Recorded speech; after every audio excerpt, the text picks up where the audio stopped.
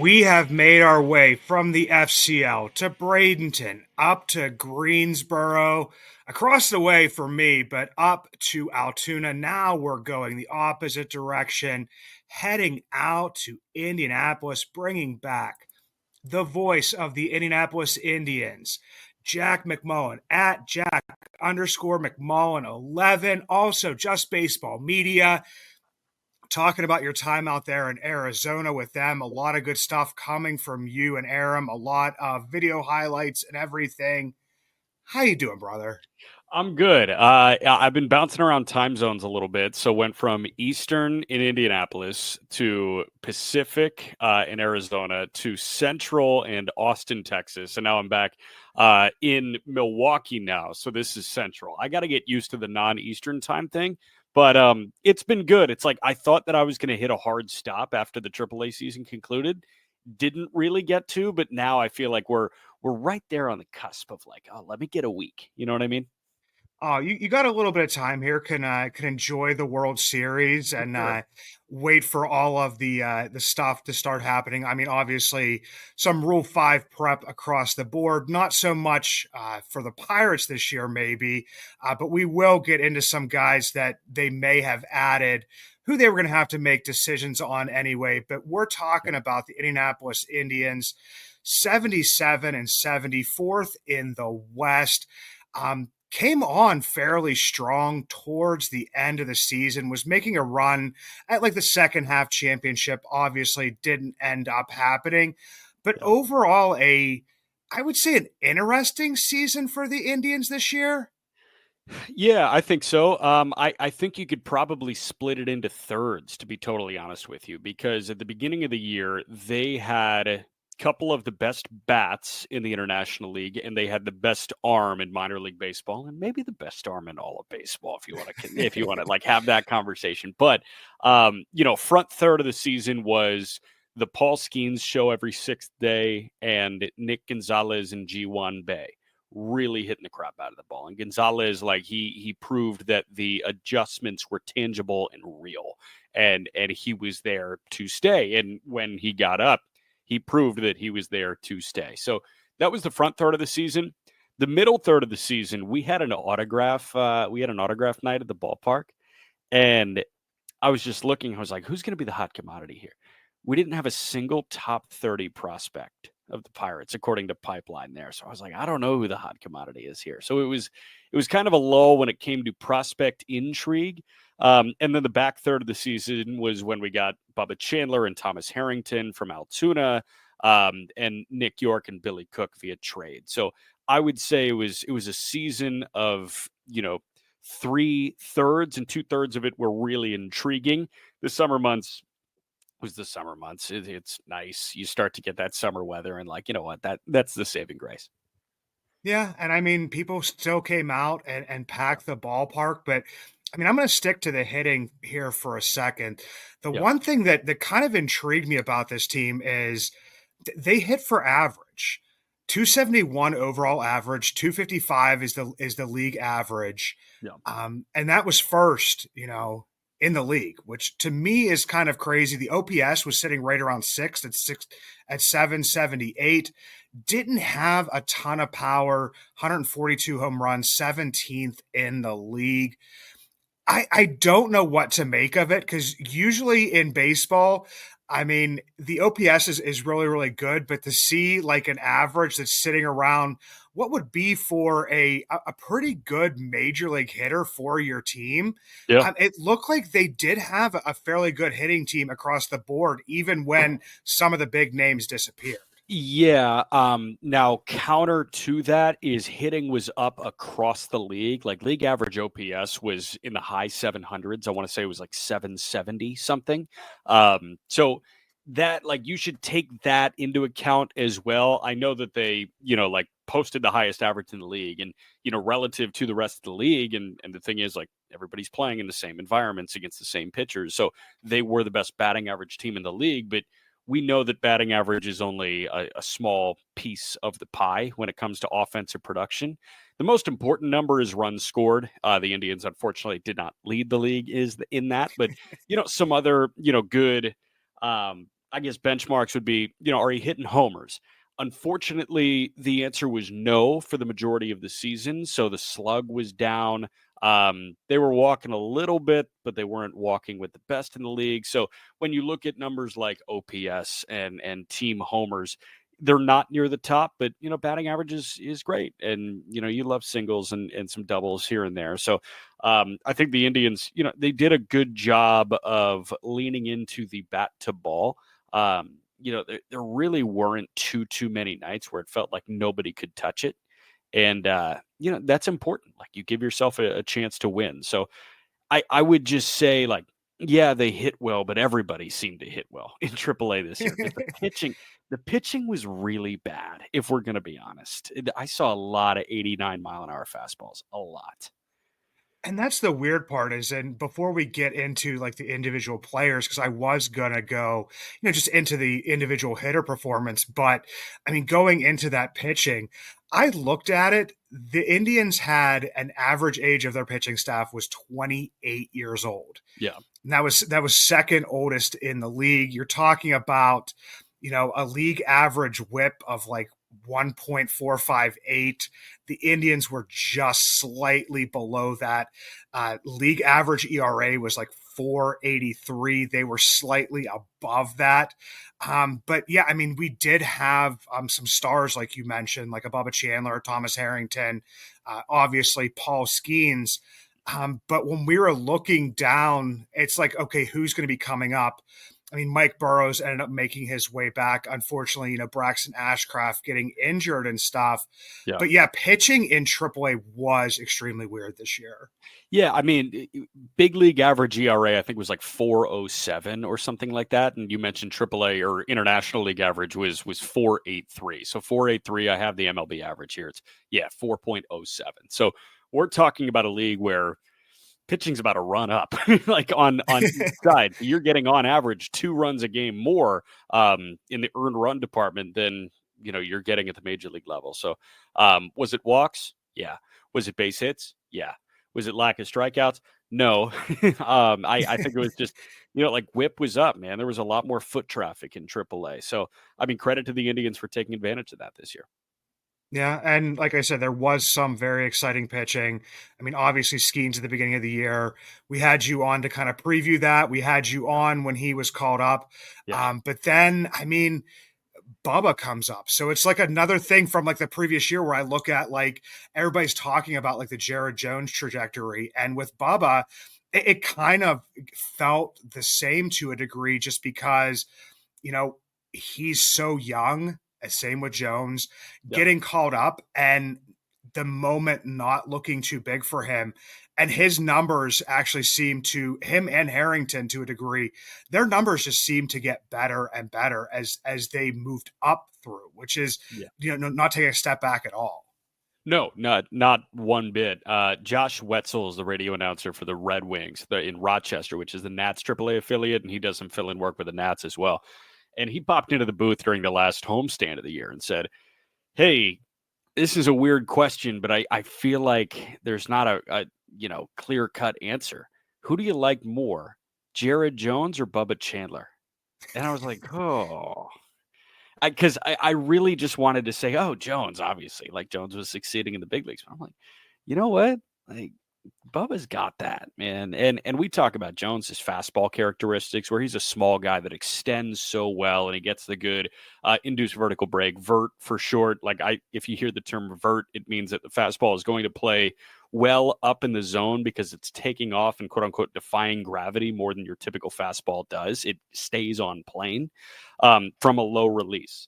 That's what Bubba does too. And I mean, Jones ran it up to 100.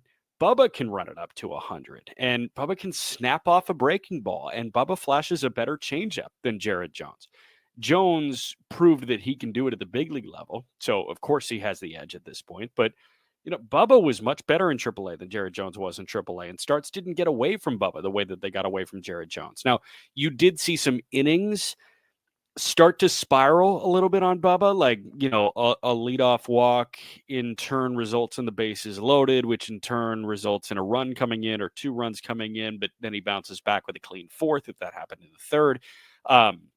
I do think that there might be some like, final things to iron out in the first month of next year, and that could just be, hey, quick memory, like let's work on compartmentalizing quote unquote failure on the mound and working on the next guy. But I mean, what Bubba showed was as encouraging as anybody, and I think Bubba was. It's going to sound crazy. I think it was as impressive as Skeens because it was utter domination. We didn't get to see Skeens stretched out in AAA. We saw Bubba stretched out, and Bubba stretched out was, I mean, those were the most impressive pitching performances that we got in an Indianapolis Indians uniform this year. And that's no indictment on Skeens because he only went 5 innings max. Bubba went 7. It was very cool to watch, and I mean, for me, I not that I root for like the little guy or the guy that isn't on top of the mountain at that point in time, but maybe I do in some ways. But Thomas Harrington has always had, I love him. something that I love to watch because I mean, some of these guys we talk about as they come up through the ranks, they have to get their polish on. Like they get to the, AAA and they get their final polish put on. And to me, it feels like that Harrington has been polished almost since the time that he arrived in professional baseball, which is very weird to say. And a guy that doesn't have to adjust from being a thrower to being a pitcher. It just feels like being a pitcher is just inside of him. He was a pitcher at Campbell. Like he was a shortstop at Campbell, but then like you saw in his draft year when he went 36th overall, I want to say it was like comp A or comp B, something like that. But Harrington, like he was already a pitcher when the Pirates took him. So you don't worry about that. You don't worry about converting a fastball slider guy into someone that has pitchability. Like they took the pitchability guy. And there are very few guys that go in the first 2 rounds that are pitchability guys like that. You typically see the 4-year starter in the Pac-12, like Quinn Matthews, the Cardinals now. Quinn Matthews was a senior at Stanford, and he was a pitchability guy, and the stuff ticked up. This could open a whole nother can of worms in terms of my thinking about pitching development now. I think it's probably easier to develop stuff as opposed to developing pitchability. I feel like there are more resources available to help stuff tick up, whether that's a driveline throwing program with weighted baseballs, whether that's, optimization and everybody puts the sensors on the shirtless guy throwing a bullpen. Like there's a whole bunch of stuff that you can do, but Harrington has this innate feel for the strike zone and an innate feel to manipulate the baseball and get it to land where he wants. And he can do it at a high enough speed. I loved watching that guy. And I thought, Bubba put together probably the most impressive outing that I've seen at the AAA level, but Harrington was not far behind when he went 7 innings and 64 pitches or something like that. It was absolutely nuts what he did, and I think this guy can be a fan favorite when he gets up to Pittsburgh, and I think that he can be a guy that, assuming his body holds up, can be that Keller type throwback where he's logging 180 innings, 190 innings in a given season. Yeah, and that's what I see from him is just that. I mean, I don't feel like that he gets lost, but I feel like in some ways maybe he does just because, it's like chicks dig the long ball, chicks dig the fastball. Do you know what I mean? So it's like I think what Harrington is victim of is people penciling him into the 5 spot right now, as opposed to like the chance to climb higher. Skeens is sharpied in as the 1, right? Keller and Jones here, and then Bubba, and then Harrington. Like that's the 5 spot. And, it's a Harrington Ortiz conversation. I'm totally with you. Like Harrington is a singles hitter, but guess what? Like he sets the table. He's hitting 300 on the mound. Yeah, it's definitely very cool. And the one thing that we did talk about earlier in the season, I was listening back to us, is that we talked about, possibly, Burrows being that guy that could be used in the bullpen at the end of the year. Obviously, kind of didn't happen, did get, his cup of coffee, but looked impressive for the most part in the way that he was doing it. But I mean, everybody knows he's going to have to be stretched out more or possibly put into, we're talking about an Ortiz type thing, role at the beginning of next year. But I did like to see, Mike Burrows make it through the full season, get that cup of coffee. And, just from what he had been through, from being a guy who was one of like, he was the top prospect in the system to being, once again, like these guys, we just have so much pitching. I don't want to say an afterthought, but I mean, it was just like, oh yeah, we have Mike Burrows too, and it's like he throws some really good stuff. Yeah, no, I this is based on absolutely zero intel, but I'd be kind of surprised if he was on Indy's opening day roster. I think he should be on the Pirates opening day roster, and I think he should be that hybrid swingman that Luis Ortiz was. I think about what the rotation is going to look like at the start of next year, and it would be Skeens, Jones, Keller, uh, Luis Ortiz, and then probably falter, I guess. And then after that, you've got Burrows as the swingman here, and you got Bubba and Harrington starting in AAA. You also have to think about a guy like a Braxton Ashcraft who was dealing with a ton of injury over the course of the back half of the year, and then Hunter Barco, who was understandably so limited in terms of his inning output coming off of Tommy John surgery. Like you have a lot of starting pitching options here. If Burrows can show you that he's really good as a 2 inning reliever, why not just do that? You know what I mean? Yeah. And he's got the stuff to do it. I mean, when we Yeah. talk about the stuff, like it's, he has what would be, a 2 to 3 pitch mix that he could excel at. And Yeah. it doesn't mean that that closes the door, as we saw with Ortiz. That does not close the door on, being a starter. It's just optimizing him in a different role. And you mentioned Ashcraft because, I mean, it was disappointing to see, how the end of the year turned out for him just with not being able to stay healthy. But I mean, hopefully avoiding, any type of major, Right. injury and everything. So, I mean, he's just another guy that, it fills in at some point in time as well next year. I mean, there's just a plethora of options. Yeah, no doubt. And that's where we get maybe a little bit depressing here as we turn to the hitting side. And that kind of seems to be, a lot of the conversations that I've been having, with you, with John, with Andy, the whole way down to Thomas and stuff. Thomas actually had probably one of the more exciting ones because of the guys, coming up from the FCL, a lot of the international players and stuff. Yeah. But we saw guys perform in Indianapolis, but it's also guys that we've seen in Pittsburgh as well, a great number of them. Yeah. Henry Davis, Jack Sawinski, G1 Bay, Alika Williams. Yeah. And we've seen Sawinski hit 26 home runs, but then we've seen him, kind of fall back and go back down to AAA. And I assumed would get it together a little bit more than he did. Yeah. But it just gets thrown around right now a lot here in the Pittsburgh circles is that, I mean, these guys are all getting quad A player type, things.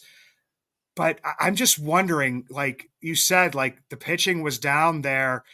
You get up to the majors, it's a huge adjustment, and it may take one or two more times going up and down for it to finally click. You think about the best rookies in Major League Baseball this year. Merrill started pretty well. Best rookie hitters, I'm talking, not pitchers, because Imanaga was amazing right away. Yamamoto was amazing right away. And obviously, those guys come from a different situation than a Skeens and even a Rhett Lauder in Cincinnati, who started really well right away. But, um, the rookie hitters that like struggled out of the gates and then really turned it on at the end. Like Jackson Chourio is the best example. That guy's a borderline superstar now. Like he's a top 5, top 10 outfielder in Major League Baseball going into next year. He was terrible for the first 2 months of his big league career. Jackson Holliday was terrible his first go around in the big leagues. Kobe Mayo in Baltimore was terrible his first go around in the big leagues. These guys are like borderline shell shocked when they get up there and they see the best stuff that they've ever seen by a country mile. The separation was nowhere near as big as this in recent years. And I don't know what it is. Like, could it be, the slashing of 2 rungs on the minor league ladder? It could be. I have no idea. But like, I think it takes just a pure like ball player to make that adjustment right away. And frankly, I think Pittsburgh found 2 of them in Cook and York. Like those were the 2 guys. And you want to play the quantity over quality game. I understand that you'd rather have a top 10 prospect in baseball, but if you stock your organization with a whole bunch of Nick Yorks and Billy Cooks, you're going to be in a pretty good spot. Like I think both those guys earned a spot on that opening day roster next year, barring injury or like brutal showings in spring training and something's like really off. Um, it seems like they kind of sprayed the board in terms of, hey, we need help at the big league level. Who's going to help us at the big league level? And the two guys that were new to the organization happened to be the two guys that they deemed helpful at the end of the year, and I thought they showed really well up there in the big league. So, yeah, like it's fun to see Sawinski swinging, and it's fun to see Henry Davis log a 1050 OPS in AAA, but we've seen him fail several times at the major league level. We just have yet to see York and Cook really fail at the major league level. So, keep giving them run. That's the idea when it comes to AAA depth. You're either going to have a bunch of prospects there, or you're going to have a bunch of guys that you can try at some point, and whatever you throw at the wall that sticks, you leave it on the wall. Yeah, and I mean, I think that's where, like, I mean, people kind of get frustrated with Charrington at times, and believe me, I do too. And he talks about, the amount of depth that they have in the organization. I think that people, when they think it's not saying you're talking about the quantity over quality. I think there is a decent amount of quantity, especially if you have, Jack Sawinski, who has shown some success at the major leagues. You have Henry Davis, who has hit the crap out of AAA pitching, and you're still hoping as a player can be able to develop. Bay, Palacios, Alika, Peguero. I mean, you have all of these guys. Yeah. It's just that you were saying you don't have that breakout superstar, that Bobby Witt Jr. or the Jackson Right. Churias or something like that, to maybe push them over the top. But when your pitching is so strong, if you just have a bunch of, I mean, I don't want to put a number on it, but let's say 2 to 3 war players or a lot of role players that aren't going to hurt you, and you have the pitching that you have. I mean, there's teams that have done it with that as well. Yeah, you can contend in a bad division with that. And I'm not saying that the NL Central is an objectively bad division, but it's not the AL East, it's not the NL West. Like the Brewers, the Brewers were good this year. Brewers had like one starting pitcher for 3 months, two starting pitchers if you count like a Tobias Myers, and then they just kind of mishmashed the rest of it. So like that division seems firmly up for grabs. And I feel like the Cubs are going to be pretty aggressive this go around, but it's not like the St. Louis Cardinals are prioritizing big league success right now. They just announced that, they're pouring a ton of their assets into minor league development. So it seems like they are hitting as much of a rebuild as St. Louis ever has. Pittsburgh and Cincinnati are ticking up right now. This is your opportunity to take control of the National League Central. And I don't know if you do it with 2 to 3 win players. I think you do it with a couple 5-win players and then those 2 to 3 win players. And you got to figure out who those 5-win players are. Is it an O'Neill Cruz in center field? Could very well be, no doubt. Could it be Brian Reynolds at first base if, that's the move? Could very well be. He's an all-star level hitter. And then do you look externally? Like Tyler O'Neill's on the market. I know a lot of people want that guy in Pittsburgh, but, he might cost a lot. If they're willing to spend an O'Neill, a Teoscar Hernandez would obviously be a perfect fit, but he's going to cost a pretty penny. But even somebody like Alex Verdugo, who hits the open market, who's to say that he can't be a 3.5-win player next year and really help you? So I do think that it's going to come down to complementing the pieces that you already have there. Andy Rodriguez is coming back. Andy looked good in AAA at the end of his rehab assignment. And he's going to catch that staff. And just finding the bats to complement a Cruz and a Reynolds and Isaiah Kiner-Falefa could be a 3-win player as well. You have no idea. Yeah, and the other thing is, it was just kind of going into my head because I mentioned him at the end of there was Peguero, because I mean, with Cook and York, they were guys.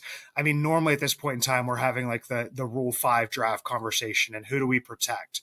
Yeah. And I think with Cook and York, kind of being called, I mean, they were like obvious guys. You acquired them at the deadline. They were going to be added. And then now we have Peguero, who I think was protected 3 years ago, 4 years ago at this point. I think 3 years ago. So he'd be hitting his final option year, if I'm not mistaken. Yeah. And I went to Ethan Houlihan at one point in time, and I think he was possibly going to get a 4th option. I don't understand that type of stuff. That's why I go to him.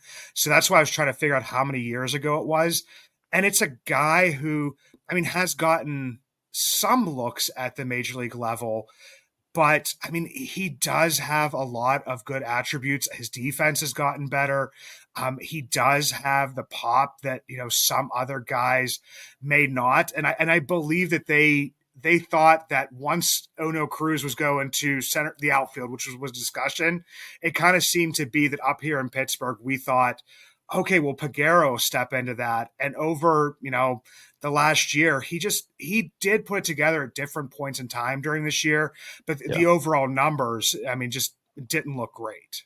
Yeah. No, I'm with you. Like I think this season was a little weird for him because he was bouncing around a little bit between short and second and all that stuff. And you're right. Like we would be having the 40-man conversation right now, but there's just not really a 40-man conversation to be had at the moment, which is funny. But yeah, I would say like this year was a net positive for him, and he was the Indians team MVP this year. A, because he was there the entire year, but B, because like at the end of the day, this guy was producing situationally, and I do think that he can hold down shortstop. Feel like that's going to be a question next year, especially with O'Neill Cruz just in center full time. Like, hey, who gets IKF off his feet? Is it Alika? Well, Peguero's got a way better bat. Can it be York? Well, York is just learning how to play shortstop at the pro level. He just did it for the first time in like late August. So there's a question to that. I would say if you want to roster a backup shortstop, what else does he need to do to be the backup shortstop? I don't think there's much else. Yeah, and especially since I mean he was in the fight for the starting second base position last year. I mean Jared Triolo just kind of had performed in the major leagues, balled out in spring training, and was just a guy. It was like him, Nick Gonzalez, and Triolo. So Peguero wasn't like he was doing anything poorly. And Yeah. so that's just a guy. And here's the thing is if he does have that extra option or if he does have an option year, that's when I talk about that depth. It's not a bad thing to have a guy with that type of power who I believe has improved immense defensively over the past few years in your back pocket. That to me, that is depth. Yeah, totally. Yeah. So, I mean, this was a long conversation about a team that, I mean, it looked different. Like you said, the tale of 3 seasons for them. But for anybody that doesn't, please go follow Jack McMullen at Jack_McMullen11. Go follow Just Baseball Media, doing great stuff over there. Follow the at Indie Indians. I believe they're doing another wallpaper Wednesday today that I saw there. They didn't do mine last time, but it's understandable. I don't need it every time. I want the fans to get it, even though I am a fan. I'll give it to them before me. But Jack, it's always a pleasure, brother. And before you know it, we will be doing the preview for next season. Craziness. Always a pleasure talking to you, my man. Heck of a season. Absolutely. A pitcher of beer, a pitcher of beer. Let's order another pitcher of beer. That pitcher of beer should come over here. I love that pitcher of beer. I was just talking about how I hadn't had any Oktoberfest this year. Went out to Maze Craze. I think that's the East Palestine area of Ohio with the family. Walked up to the beer tent and got myself, it's from Noble Creature Wild Ales and Lagers in Youngstown, the Faust beer. And it was the first one that I had had all year. Tasted really good, coming in at 5.5%. Give that one a 425, knock it down to 375. So I went out and got myself 3 more, 2 that I had before to kind of compare it against, and one that I hadn't. The first one I had a bunch of times in the past. It's the Victory Fest beer, their Marzen style lager, 5.6%. Give that one a 450, knock it down to 400. Fatheads, one of my favorites here. Their Oktoberfest, the Bavarian style fest beer, coming in at 5%. Great light beer drinkability for an Oktoberfest. Give that one a 450 as well. Knock it down to 400. And then from Pittsburgh Brewing Company, the Iron City Icy Light Company, coming out with Herman's Best Oktoberfest, coming in at 6.2%. I'm going to tell you, if you didn't have this and could find it somewhere, I was pleasantly surprised because it gave the same number as the other ones. Give that one a 450, knock it down to 400. And until next time, everybody, let's go Scottsdale Scorpions and, go out there and watch some World Series baseball and dream about when the Pirates are there, or if the Pirates are there, hopefully at some point in time.